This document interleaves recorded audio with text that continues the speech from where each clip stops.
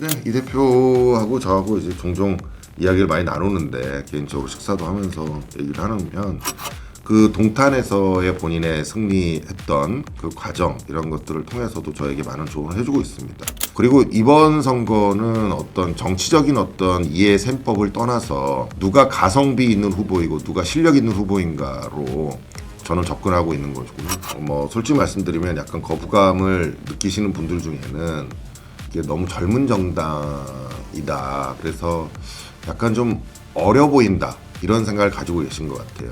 또 지난 대선 토론 때 그 발언 부분에 있어서 또 그 부분에 대한 실망을 하신 부분들이 또 충분히 또 존재하는 것 같습니다. 또 반대로 제가 현장에 나가 보면 또 굉장히 젊고 또 신선하게 하고 있다라는 걸 인식하고 계신 분들이 있고 지금 기존의 구태 정치를 벗어나서 새로운 시도를 할 수 있는 유일한 정당이라고 생각을 하셔서 또 화이팅 외쳐주시고 응원해 주신 분들도 굉장히 많습니다. 그러니까 그런 부분들을 저희가 다 받아들이면서 왜 부정적인 생각을 가셨는지 그 부분을 또 제가 잘 해소해야 된다고 생각을 하고 선거에 관련돼서 연대한다는 건 생각도 못하고 뭐 지금은 사람들이 뭐 군소 후보라고 생각해서 굉장히 뭐 신경도 안 쓰고 계시겠고 뭐 약간 비웃을 수도 있는데요. 전 제가 당선된다고 생각하는 사람이기 때문에 연대를 한다 그러면 내 당선 가능성을 높이기 위한 연대를 해야 됩니다. 저를 중심으로. 양쪽의 기득권에 묶여 있는 사람들은 아무래도 뭘 하기가 어렵습니다. 막상 생각을 해보시면 정원호 후보가 만약에 서울시장이 됐다고 쳐요. 그럼 거기에서 뭐 정청래 대표, 뭐 거기에 민주당에 있는 사람 누구가 서울시에서 뭐 하려고 하는데 이거 이렇게 저렇게 뭐 얼마나 거기에 참견이 많겠어요. 그리고 뭔가 개혁을 하려고 그러면 이미 거기에 관련돼 있던 사람들, 오랜 기간 동안 또아리를 틀고 있었던 사람들, 다 정치권과 연계돼 있던 사람들이 있을 거 아닙니까? 못합니다. 기존의 정치에 대한 빚이 없기 때문에. 그리고 이준석 의원이, 이준석 당대표가 저한테 그거 하지 마세요 이럴 사람이 아니고 저랑 같이 아마 힘써가지고 다 때려 부실걸요. 그러니까 결국은 제가 거기에 때려 부신다고 하는 것은 기득권의 잘못된 구태 행정들, 비효율성 이런 것들을 다 없애야 됩니다. 비효율성을 없애면 이 대표가 지난 총선에서 이제 3자 구도를 지금 네. 만들려고 나오신 거잖아요. 네네. 이 대표가 지난 총선에서 3자 구도로 승리해본 인물이지 않습니까? 네네.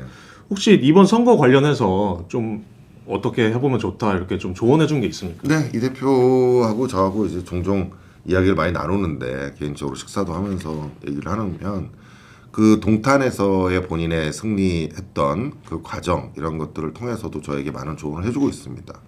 그러니까 지금 언론에서 아까 말씀하신 것처럼 아직 제가 여론조사에 나오지 않았지만은 아마 이번 달 안에 여론조사가 나올 거 아니겠습니까? 이제 거기에 여론조사에 의미 있는 결과가 나오기 시작하면서 제가 TV 토론을 하고 지금 양 후보의 문제점들을 국민들이 인식하기 시작하면서 제가 훨씬 거기에 우위에 있다라는 경쟁력이 있다라는 것들을 바라보시게 될 겁니다. 그리고 이번 선거는 어떤 정치적인 어떤 이해 셈법을 떠나서 누가 가성비 있는 후보이고 누가 실력 있는 후보인가로 저는 접근하고 있는 것이고요. 서울 시민들에게 가장 실용적이고 가장 가성비 높은 정책을 제시함으로써 직접적으로 이해관계에 있도록 제가 설득을 하고자 하는 거거든요. 그걸 통해서 국민들께서 충분히 저를 높이 평가해 주실 수 있을 것이다 기대하고 있습니다. 네. 근데 이제 타매치 인터뷰를 보니까 네. 좀 어려운 점도 좀 있는 것 같아요. 네. 이게 시민들이 개혁신당 후보다 네. 이렇게 말하면 거기 이준석 당 아니냐 이러면서 거부감 나타내는 분들이 네. 있다고 하셨어요. 그래서 시민들이 왜 개혁신당에 거부감을 느낀다고 생각하시는지 궁금하고 네. 또 뭐 반대로 개혁신당 후보라고 하면 또 좋게 봐주시는 분들도 있을 거 아니에요. 맞습니다. 그런 분들은 또 왜 좋게 본다고 생각하시는지. 일단 이제 뭐 솔직히 말씀드리면 약간 거부감을 느끼시는 분들 중에는 이게 너무 젊은 정당이다. 그래서 약간 좀 어려 보인다. 이런 생각을 가지고 계신 것 같아요.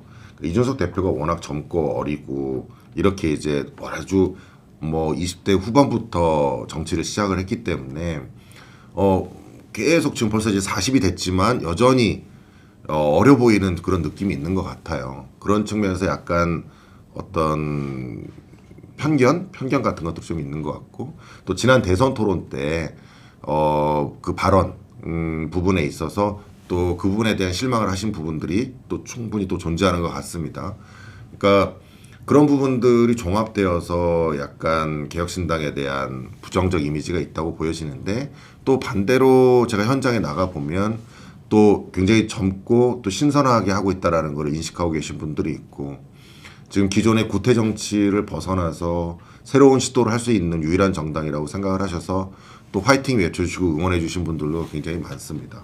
그러니까 그런 부분들을 저희가 다 받아들이면서 왜 부정적인 생각을 가셨는지 그 부분을 또 제가 잘 해소해야 된다고 생각을 하고 또 칭찬해 주시는 부분에 대해서도 또 그 부분에 대해서 부족한 부분을 잘 보완해 가면서 잘 준비하도록 하겠습니다. 네. 이제 현역 오세훈 시장 얘기 좀 해보겠습니다. 네네. 이 오세훈 시장의 시정을 어떻게 보시는지 좀 궁금한데요. 이 처음 재선을 전반기 네. 이제 자진 사퇴하셨었죠. 네. 자진 사퇴 후 재선을 후반기로 이렇게 나눠서 본다면은 좀 네. 어떻게 평가하고 싶으세요? 저는 오세훈 시장께서 쭉 시정을 하시는 동안 뭐가 바뀐 게 있나? 그런 의문이 계속 들었어요. 바뀐 거는 없고 최근에 생각나는 건 한강버스밖에 생각이 안 납니다. 그러니까 작년 말이죠. 작년에 후반기에 갑자기 한강버스를 한다고 했을 때 저는 굉장히 무리한다고 생각을 했어요. 그때. 본인이 뭔가 이제 다시 서울시장에 또 나와서 선거에 나오기 위해서 그 한강버스라고 하는 무리수를 두는구나라고 생각을 했고 그런 어떤 전시행정에 좀 치중하고 있다. 본인이 또 어떤 대선 후보가 되고자 하는 것에 있어서 과거 이명박 대통령의 청계천 이런 어떤 성과를 보이고 싶어하는 그런 부분 때문에 실제 시민들의 부족함이나 어려움이나 이런 것들은 제대로 챙기지 못했다고 생각되고요. 그리고 서울시의 예산이 많이 낭비되고 있다라는 생각을 많이 했어요. 여러 가지 중복 행정 같은 것들이 있고 전시 행정 이런 것들을 통해서 실질적으로 서울시의 세금들이 제대로 쓰이지 못하는 부분도 충분히 있는 것으로 보여지기 때문에 일종의 약간 매너리즘에 빠져 계신다라고 생각을 합니다. 저는. 네. 그 한강버스를 이제 대표적인 예시로 드셨는데 네. 만약에 서울시장이 되신다면은 네. 이미 조성된 이 한강버스를 어떻게든 해야 되지 않습니까? 네네. 어떻게 하시겠어요? 저는 사실 이제 원칙주의자라서요. 원래 한강버스는 대중교통이라고 볼 수가 없습니다. 대중교통은 예측 가능성이 있어야 되고 그래서 어디에서 환승하고 이런 것들이 예측 가능성을 전제로 해서 대중교통의 체계가 마련돼야 됩니다. 그런데 지금 사실 한강버스는 어쩔 때는 운행하고 어쩔 땐 못하고 이러면서 예측 가능성이 없기 때문에 사실은 대중교통의 요건을 갖추지 못하고 서울시에서 예산을 투여하는 것이 적절치 않습니다. 그러니까 이거를 천천히 민자화 바꿔야 된다고 생각을 하고요. 이거는 이제 대중교통이 아니라 공공 유람선 같이 저는 내용을 바꿔야지 원칙에 맞다고 생각합니다. 왜냐하면 서울시에서 이 부담을 계속해야 되잖아요. 그러니까 이 부분에 대한 책임도 저는 오세훈 시장이 져야 된다고 생각합니다. 서울시의 세금을 이런 식으로 낭비했다는 거예요. 물론 내가 저렴하게 버스를 타서 좋은 사람들도 있잖아요. 한강버스를 타서 유람선 원래 비싼데 싸게 탔어. 이거는 행정이 아니에요. 행정은 모든 시민들에게 원칙에 따라서 이루어져야 되고 투명하게 이루어져야 됩니다. 그런 부분에서 부족한 부분에 대해서는 명확하게 사과하셔야 된다고 생각합니다. 알겠습니다. 이 단일화는 없다고 지금까지 일관되게 말씀을 해 오셨어요. 네, 네. 근데 그래도 일각에서 네. 좀 어떤 필요성을 네. 주장하는 분들이 계셔서 좀 여쭙는 질문입니다. 네. 이번 지방선거에서 오세훈, 한동훈, 이준석 연대, 이른바 오동석 연대, 네. 뭐 그런 표현이 좀 유행어처럼 좀 쓰이는 것 같기도 네. 한데요. 근데 이준석 대표는 뭐 부정적인 입장 밝히기는 하셨지만 또 오 시장 측에서 가능성을 열어뒀습니다. 네. 이 오동석 연대가 이뤄지더라도 후보님께서는 이거 완주해야 된다는 좀 입장이신지. 저는 기본적으로 연대라는 건 애당초 생각을 선거에 관련돼서 연대한다는 건 생각도 못하고 뭐 지금은 사람들이 뭐 군소 후보라고 생각해서 굉장히 뭐 신경도 안 쓰고 계시겠고 뭐 약간 비웃을 수도 있는데요. 전 제가 당선된다고 생각하는 사람이기 때문에 연대를 한다 그러면 내 당선 가능성을 높이기 위한 연대를 해야 됩니다. 저를 중심으로. 그래서 만약에 뭐 오세훈 시장하고 연대의 논의가 나온다 그러면 제가 후보가 될 수 있는 룰이어야 되는 것이 전제가 돼야지 그러지 않고서는 이 논의 자체가 의미가 없죠. 그러니까 이 연대론에 대해서 제가 계속 비판하는 이유는 뭐냐면 국민의힘은 본인들이 후보가 되는 걸 전제로 해서 군소 후보들에 대해서 양보하라는 전제의 연대론을 계속 불지피고 언론도 자꾸 그런 얘기를 하고 있다는 거예요.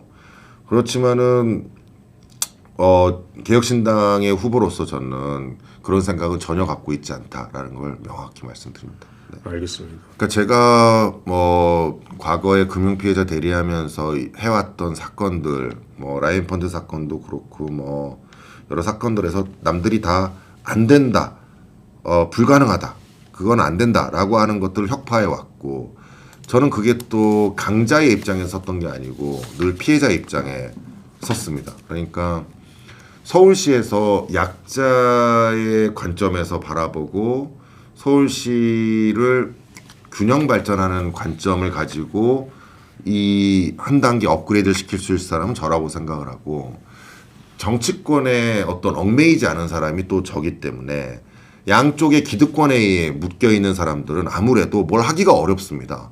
막상 생각을 해보시면 정은호 후보가 만약에 서울시장이 됐다고 쳐요. 그럼 거기에서 정청래 대표 거기에 민주당에 있는 사람 누구가 서울시에서 뭐 하려고 하는데 이거 이렇게 저렇게 얼마나 거기에 참견이 많겠어요. 그리고 뭔가 개혁을 하려고 그러면 이미 거기에 관련돼 있던 사람들 오랜 기간 동안 또아리를 틀고 있었던 사람들 다 정치권과 연계돼 있던 사람들이 있을 거 아닙니까? 못합니다. 오세훈 시장은 더 못하죠. 본인은 이미 4선 동안 해보지 못했던 일들이고 이미 관성에 젖어있기 때문에 제가 봤을 때 절대 못합니다. 그리고 그만큼의 강단이 있다고 보지도 않고요. 저는 그런데 강단이 있어요. 그리고 저는 다 혁파할 수 있습니다. 기존의 정치에 대한 빚이 없기 때문에 그리고 이준석 의원이 이준석 당대표가 저한테 그거 하지 마세요 이럴 사람이 아니고 저랑 같이 아마 힘써가지고 다 때려 부실걸요. 그러니까 결국은 제가 거기에 때려 부신다고 하는 것은 기득권의 잘못된 구태 행정들, 비효율성 이런 것들을 다 없애야 됩니다. 비효율성을 없애면 그리고 불투명성을 없애면 결국은 행정에서의 예산 낭비를 막고 그 줄줄 새는 세금, 돈을 잘 모아서 취약계층에 돈 한 푼 더 들이지 않고 나눠줄 수 있는 거죠.